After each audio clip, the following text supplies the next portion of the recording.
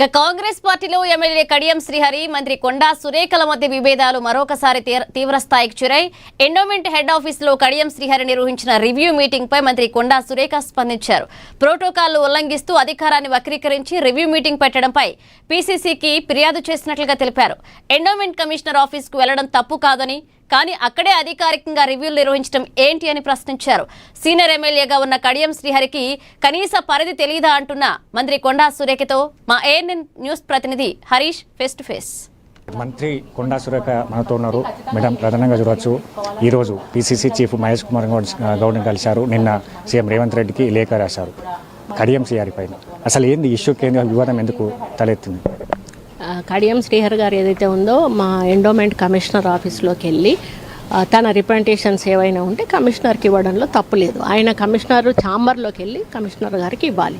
అట్లా ఇవ్వకుండా మీటింగ్ హాల్లో కూర్చోబెట్టుకొని అధికారులందరినీ కూర్చోబెట్టుకొని కమిషనర్ని పక్కన కూర్చోబెట్టుకొని మంత్రి కూర్చునే స్థాయిలో ఆయన కూర్చొని రివ్యూ నిర్వహించి అధికారులకు ఆదేశాలు ఇచ్చి ఇవి నాకు కావాలి, ఇన్ని రోజుల లోపల కావాలి అని చెప్పి నేను ఆదేశాలు ఇవ్వడం జరిగింది. ఆయనే ప్రెస్ నోట్ రిలీజ్ చేయడం జరిగింది. అది చూసిన తర్వాత నేను రియాక్ట్ అవ్వడం జరిగింది. ఒకవేళ ఆయన ఏమంటాడంటే నన్ను పోవద్దనడానికి ఆమె ఎవరు అనే మాట మాట్లాడారు. నేను వెళ్ళొద్దు అనడం లేదు, వెళ్ళొచ్చు, ఎవరైనా వెళ్ళొచ్చు. వెళ్ళిన వాళ్ళ రిప్రజెంటేషన్ ఎక్కడ ఇవ్వాలి? కమిషనర్ గారి ఛాంబర్లో డైరెక్ట్ కమిషనర్ గారికి ఇవ్వాలి. బట్ ఈయన రివ్యూ నిర్వహించి ఆదేశాలు ఇచ్చి నాకు ఇది చెయ్యండి అని చెప్పి నేను చెప్పాను అనేటువంటి మాట చెప్పినప్పుడు రివ్యూ ఎవరు పెడతారు? కమిషనర్ ఆఫీస్లో ఒక మంత్రి పెట్టాలి. మరి మంత్రి స్థాయిలో నువ్వెట్లా పెట్టావు, నువ్వు ఆదేశాలు ఎట్లా ఇచ్చావు అనేటువంటి మాట మీదనే నేను తప్పుపట్టాను. ఆ విధానాన్ని తప్పుపట్టాను తప్పితే ఆయన ఎందుకు వెళ్ళాడు అనేటువంటి మాట మీద నేను తప్పుపట్టడం లేదు. ఆయన వెళ్ళొచ్చు, ఆయన నాకు కలవడం ఇష్టం లేకపోతే ఇన్ఛార్జ్ మినిస్టర్ని కలవచ్చు, ఆయనను కలవడం ఇష్టం లేకపోతే ముఖ్యమంత్రి గారిని కలవచ్చు. నువ్వు ఒకవేళ ఆయన ముఖ్యమంత్రి గారిని కూడా కలవడం అవసరం లేదు, నేను కమిషనర్కే ఇచ్చుకుంటా అంటే కమిషనర్కి ఇవ్వచ్చు. ఎక్కడ ఇవ్వాలి? ఆయన ఛాంబర్లో ఇవ్వాలి. నువ్వు ఛాంబర్లో ఇవ్వకుండా బయట మీటింగ్ పెట్టించి మళ్ళీ నేను మంత్రిగా చేసిన, నాకు అన్ని రూల్స్ తెలుసు, రెగ్యులేషన్స్ తెలుసు అని ఆయన మాట్లాడితే అది ఆయన విఘ్నతకే వదిలేస్తూ ఉన్నా. ఆయనకు తెలుసు 100% అది తప్పు అని, కానీ ఆయనను కప్పిపుచ్చుకునే ప్రయత్నం చేస్తూ ఉన్నారు. అది ఆయన విఘ్నతకే వదిలేస్తారు. దీంట్లో ఎలాంటి సమీక్ష నిర్వహించలేదు. దేవాలయాల సమస్యలపైనే నేను అధికారులతో మాట్లాడాను. తనకు ప్రోటోకాల్ కూడా, దేవాదాయ శాఖ మంత్రిగా ప్రోటోకాల్ అన్నీ తెలుసు. దీంట్లో నేను క్షమాపణలు చెప్పే ప్రసక్తి లేదనుకుంటున్నాను. క్షమాపణ చెప్పినా చెప్పకపోయినా ఆయన జరిగింది ఓపెన్గా ఆయనే రిలీజ్ చేశాడు.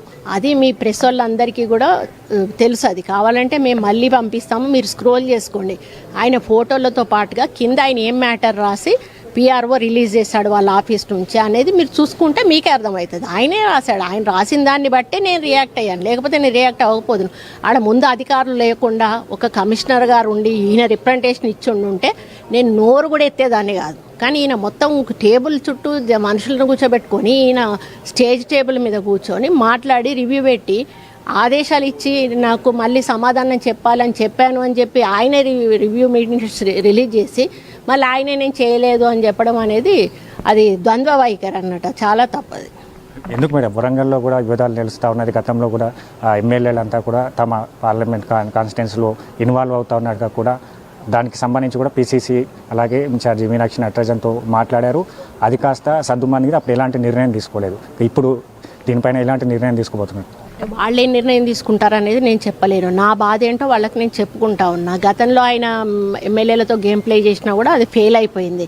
అందరికీ కూడా తెలుసు, కొండా దంపతులు అనే వాళ్ళు ఎవరిని ఇబ్బంది పెట్టారు, ఎవరి దగ్గరికి పోరు, ఏమి చేయరు అనేది అది క్లియర్ అయిపోయింది. ఎవరు ఎమ్మెల్యేలు కూడా ఇప్పుడు ఆయన మాట నమ్మడం లేదు. ఈరోజు ఆయన సొంతంగా ఈ కార్యక్రమాన్ని స్టార్ట్ చేసుకున్నాడు. ఆయనే తవ్వుకున్నాడు మళ్ళీ కొత్త వివాదాన్ని.